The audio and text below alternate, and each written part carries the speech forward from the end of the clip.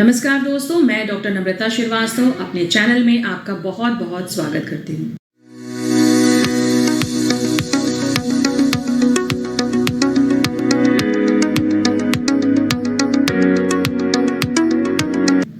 दोस्तों, आजकल joint pain यानी जोड़ों की समस्या बहुत ज़्यादा बढ़ रही है और चाहे वो बुजुर्ग हों या युवा वर्ग के लोग, सभी को ये प्रॉब्लम बहुत परेशान करती है। तो आज के इस बेहद इंफॉर्मेटिव वीडियो में आपको मैं इसी विषय पर जानकारी दूंगी कि आखिर में ये जॉइंट्स पेन की जो प्रॉब्लम होती है वो कैसे हो जाती है, क्या क्या मुख्य इसके रिप्रेजेंटिंग सिम्टम्स होते हैं, क्या क्या मेन इसके टाइप्स होते हैं, होम्योपैथी में प्रयोग की जाने वाले कुछ खास कारगर दवाओं के बारे में और कैसे इस बीमारी को आप प्रिवेंट कर सकते हैं। तो आज का वीडियो आप सभी लोगों के लिए बहुत ही इंफॉर्मेटिव होने वाला है। आप प्लीज इस वीडियो को पूरा देखिए और जनहित में शेयर करना बिल्कुल मत भूलिएगा। तो चलिए फ्रेंड्स, शुरू करते हैं। सबसे पहले तो मैं आपको ये बता दूं कि पहले ये माना जाता था कि जॉइंट पेन की प्रॉब्लम सिर्फ बुजुर्गों को होती है, लेकिन आजकल के जो एरा है, जो आजकल की लाइफस्टाइल है और जो सेडेंट्री जो हैबिट्स हो गई हैं, यानी कि हम ज़्यादातर काम अपना बैठकर करना पसंद करते हैं, ज़्यादा चलने फिरने की हैबिट लोगों की कम हो गई है, एक्सरसाइज लोगों ने करना छोड़ दिया है या कम कर दिया है, प्लस हमारा जो खान पान है कहीं ना कहीं उसमें जो मौजूद डेफिशिएंसीज हैं यानी कमियां हैं, उसकी वजह से जॉइंट प्रॉब्लम्स बहुत ज़्यादा हो रही हैं। दोस्तों, अगर जॉइंट पेन्स के टाइप्स के बारे में बात की जाए तो सबसे ज़्यादा कॉमन है ऑस्टियोआर्थराइटिस, इसके अलावा रूमेटॉइड आर्थराइटिस और गाउट। ऑस्टियोआर्थराइटिस के बारे में बात करें तो ये इसमें जोड़ों में सूजन हो जाती है, दर्द होता है, टेंडरनेस यानी छूने में भी तकलीफ होती है और साथ ही साथ जोड़ों में स्टिफनेस बढ़ जाती है।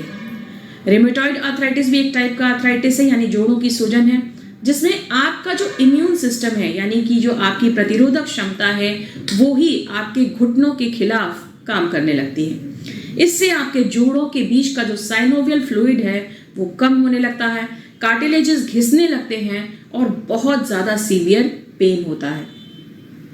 नेक्स्ट हम बात कर लेते हैं गाउट की। अगर आपकी बॉडी में यूरिक एसिड लेवल बढ़ रहा है, यानी कि आपकी बॉडी का यूरिक एसिड सामान्य से ज़्यादा है, तो ये यूरिक एसिड के जो क्रिस्टल्स होते हैं, छोटे छोटे जो कण होते हैं, ये जोड़ों के बीच में जाके जमा होने लगते हैं, खासतौर से स्मॉल जॉइंट्स के बीच में, उसके बाद फिर बिग जॉइंट्स में, और धीरे धीरे करके गाउट यानी गठिया की समस्या जन्म लेती है।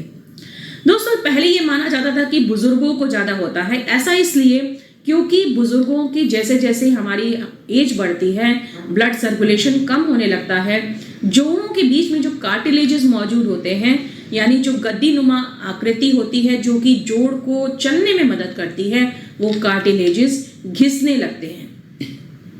इसके अलावा न्यूट्रिशनल डेफिशिएंसीज, अगर आपके भोजन में कैल्शियम, विटामिन डी वगैरह की कमी है तो भी जोड़ों की प्रॉब्लम काफ़ी ज़्यादा देखने को मिलती है। अगर आपका वजन ज़्यादा है यानी ओबेसिटी की प्रॉब्लम है तो जो वेट बियरिंग जॉइंट्स हैं, जैसे कि आपके घुटने, आपके एंकल्स, आपके हिप जॉइंट पर बहुत प्रेशर पड़ता है और प्रेशर पड़ने की वजह से कार्टिलेजेस के ऊपर बहुत जोर पड़ता है।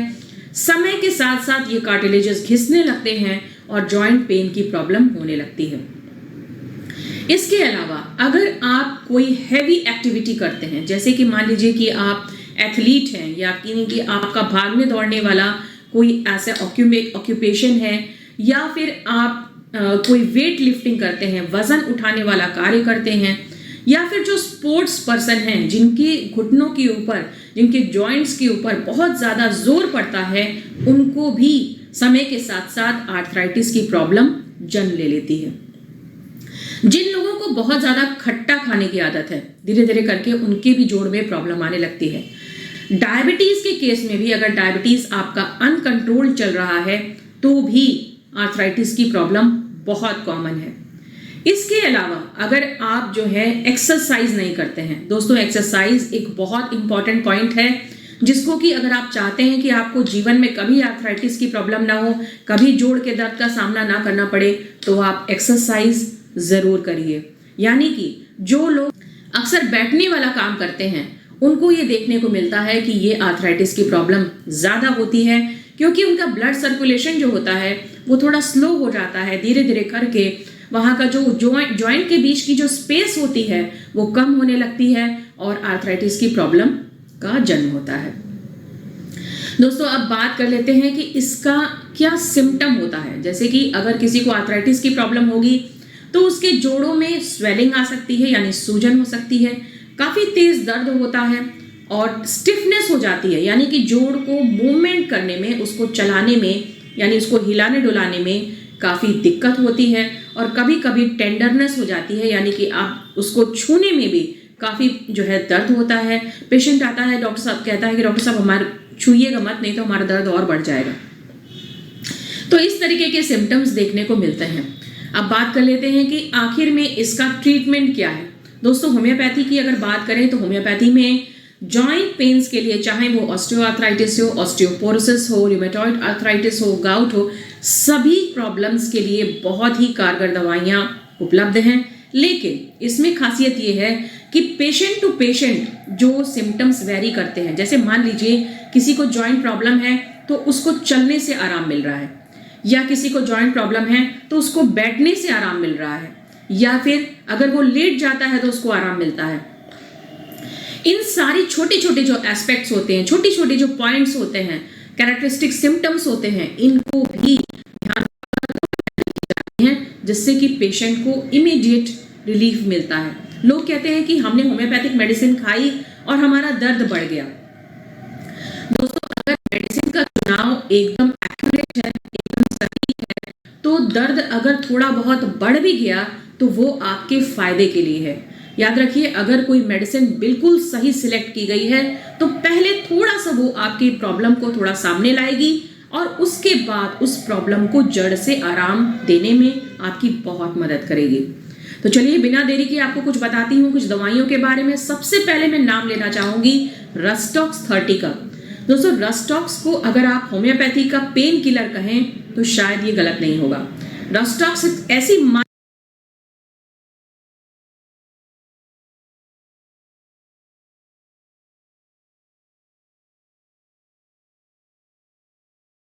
आप कोई हैवी एक्टिविटी करते हैं, जैसे कि मान लीजिए कि आप एथलीट हैं, या कि आपका भागने दौड़ने वाला कोई ऐसा ऑक्यूपेशन है, या फिर आप कोई वेट लिफ्टिंग करते हैं, वजन उठाने वाला कार्य करते हैं, या फिर जो स्पोर्ट्स पर्सन हैं जिनके घुटनों के ऊपर, जिनके जॉइंट्स के ऊपर बहुत ज़्यादा जोर पड़ता है, उनको भी समय के साथ साथ आर्थराइटिस की प्रॉब्लम जन्म ले लेती है।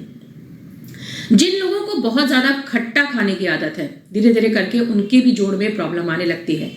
डायबिटीज़ के केस में भी अगर डायबिटीज़ आपका अनकंट्रोल्ड चल रहा है तो भी आर्थराइटिस की प्रॉब्लम बहुत कॉमन है।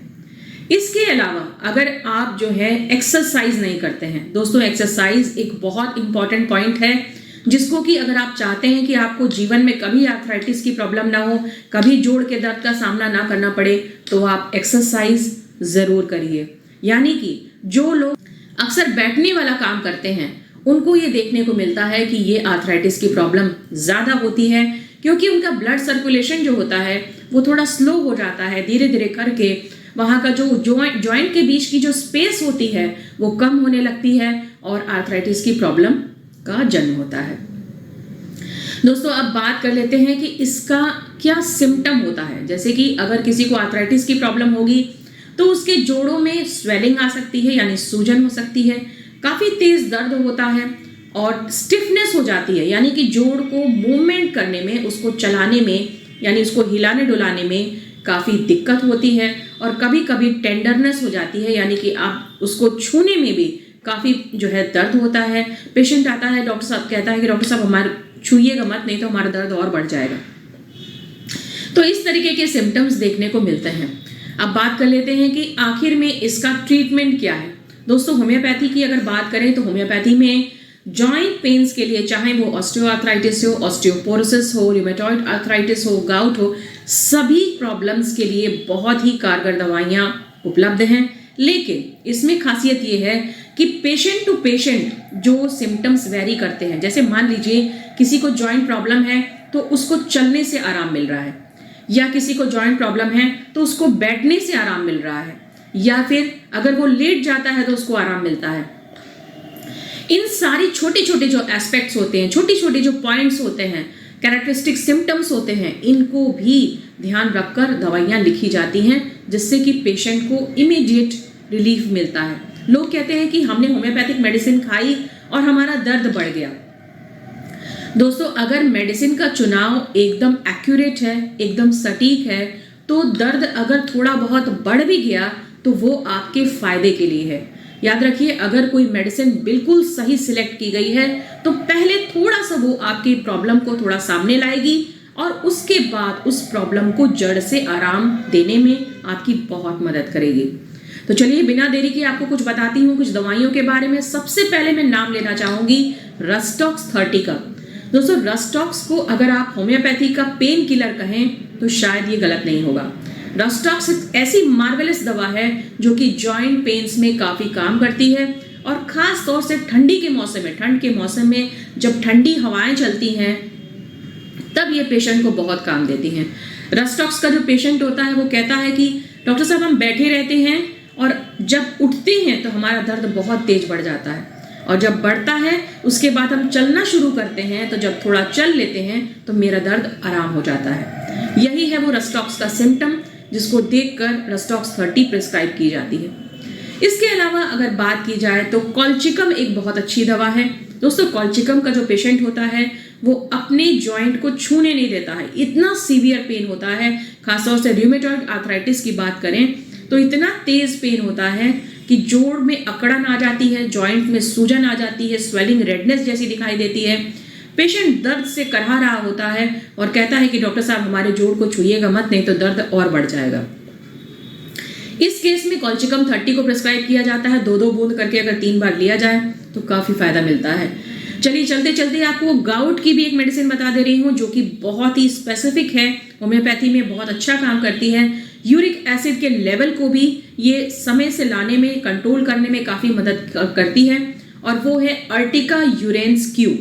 जी हाँ, अर्टिका यूरेंस मदर टिंचर एक ऐसी दवा है जो कि यूरिक एसिड के लेवल को कंट्रोल करके गाउट में, यानी जो गठिया की प्रॉब्लम है, उसमें पेशेंट को काफ़ी आराम देती है। दोस्तों, अब बात कर लेते हैं कि आखिर में इस बीमारी को प्रिवेंट कैसे किया जाए, यानी कैसे इस बीमारी से बचा जाए। तो ज़रूरी ये है कि हम सबसे पहले तो अपने खान पान पर ध्यान दें, यानी कि कैल्शियम और विटामिन डी का जो हमारा डेली इनटेक है उसके ऊपर ध्यान दें। आप दूध और दूध से बनी हुई चीज़ें सीमित मात्रा में लीजिए जिससे कि आपका कैल्शियम जो लेवल है आपके बॉडी का बना रहे। आप धूप में कम से कम 15-20 मिनट ज़रूर स्पेंड कीजिए, क्योंकि पर डे हमें जो 1000 इंटरनेशनल यूनिट्स विटामिन डी की आवश्यकता होती है वो धूप में बहुत ही आसानी से फुलफिल हो जाता है। दोस्तों, इसके अलावा एक्सरसाइज जरूर कीजिए। एक्सरसाइज हमारे जोड़ों को स्ट्रॉन्ग करने के लिए, मजबूत करने के लिए एक बहुत ही अच्छा विकल्प है। ये आपके जोड़ों की स्टिफनेस को कम करता है, ब्लड सर्कुलेशन को बढ़ाता है और इसके साथ ही साथ जॉइंट पेन को भी कम करता है। उम्मीद करती हूँ कि आज की इस बेहद इंफॉर्मेटिव वीडियो से आपको काफ़ी फ़ायदा मिलेगा। अगर आपको थोड़ा भी अच्छा लगा हो तो ज़रूर शेयर कीजिएगा, कमेंट बॉक्स में लिखकर बताइएगा कि आपको वीडियो कैसा लगा और मुझे मोटिवेशन देते रहिएगा ताकि हम इसी तरीके के अच्छे वीडियोस आपके लिए बनाते रहें। आप लोग अपना बहुत ख्याल रखिए, हमेशा स्वस्थ रहिए, मुस्कुराते रहिए। फिर मिलूंगी अगले वीडियो में ऐसे ही कुछ काम की इन्फॉर्मेशन लेके। तब तक के लिए अपना धन्यवाद।